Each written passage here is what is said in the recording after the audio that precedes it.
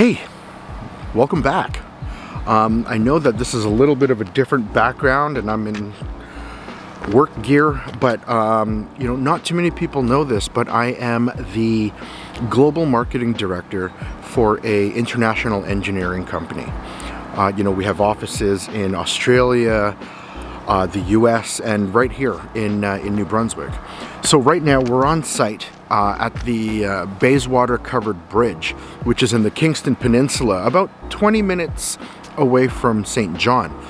Now, one thing about New Brunswick is that they cherish their covered bridges. It's actually, just like maple syrup, it's a part of the New Brunswick culture. And these bridges, these covered bridges, are actually at risk of demolition. Some of them are being taken out of service just because, the lack of maintenance there's been, because over the last 50 years, people have actually been switching from timber bridges to concrete and steel, which, some may say last longer. Well, I'm from Toronto, and if you're at the and if you're driving on the Gardiner, every 2-3 years there's always some sort of maintenance. So does concrete and steel actually last? No, it doesn't. Funny enough, a lot of people shun the use of timber when it comes to bridges, but there's a bridge that's like a heavy foot traffic bridge in Japan, which was actually built in the 1600s. So, timber does last. It just really depends on if you're maintaining it, how it was engineered, and how you actually built the thing. So our team specializes in that. And, our goal is to educate on how awesome timber is. And it's still a viable option when it comes to building a bridge or any other timber structure. With the popularity of timber structures now, like if you go to Toronto, there are buildings that are coming up with this nice wooden look, utilizing cross-laminated timber. Or there's been a surge of the use of this stuff, and it's all over the world. If you're in Europe, Australia, all over the US, I believe Walmart and Adidas are actually going to be making their their main headquarters or their main warehouse or something like that made out of timber. This is still a viable option. It costs less than concrete and steel. It should be cheaper, and it's a renewable resource. One thing that I found out is that 5% of the world's population is actually due to concrete production. That's crazy. I could not believe those stats, and I'll post the source for you right there on the bottom, just so you can check that out yourself. But with timber structures, just like forests, just like forestry, it is a carbon sequester. So it is good for the environment to keep these timber structures around. So let's go take a look and see what the guys are doing. This covered bridge is 100 years old. It was built in August of 1920.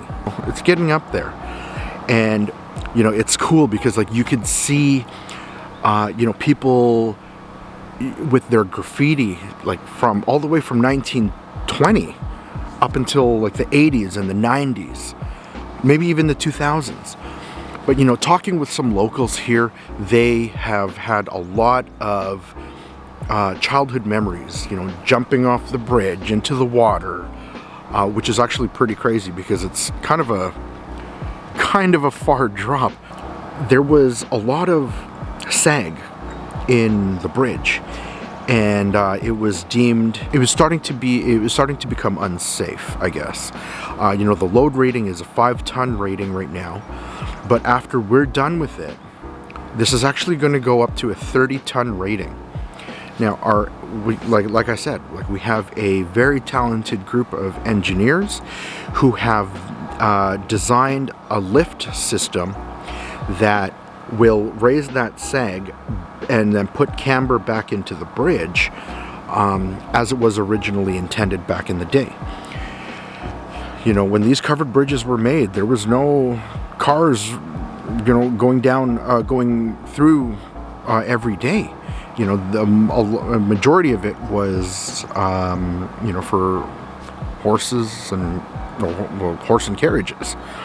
Now, over the years, obviously with the introduction of vehicles and now service vehicles, you can't really have too much of a load on the bridge. So what we're doing is we're taking that load rating from 5 tons to 30 tons, which is nuts. This is the first time in the world that this method is going to be done. So, I'm very happy to be a part of this project. The project started in August of 2020. And just with any restoration project, including a house or whatever, and I know this myself, is that once you start uncovering things, issues will definitely arise, okay? So our engineers had to quickly think of, solutions on how to fix these problems. And, we're in Canada, we're in New Brunswick, and we're in a very high-winded area. The weather also doesn't cooperate. Our guys, our field crew has been working straight since August, through rain, high wind, snow, ice, just the cold.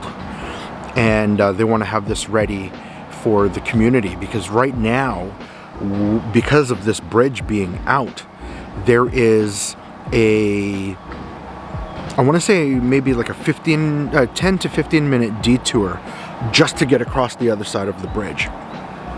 That's crazy. So, we want to finish this up. We want to connect the two communities again, and have this bridge going for another 50 to 75 years.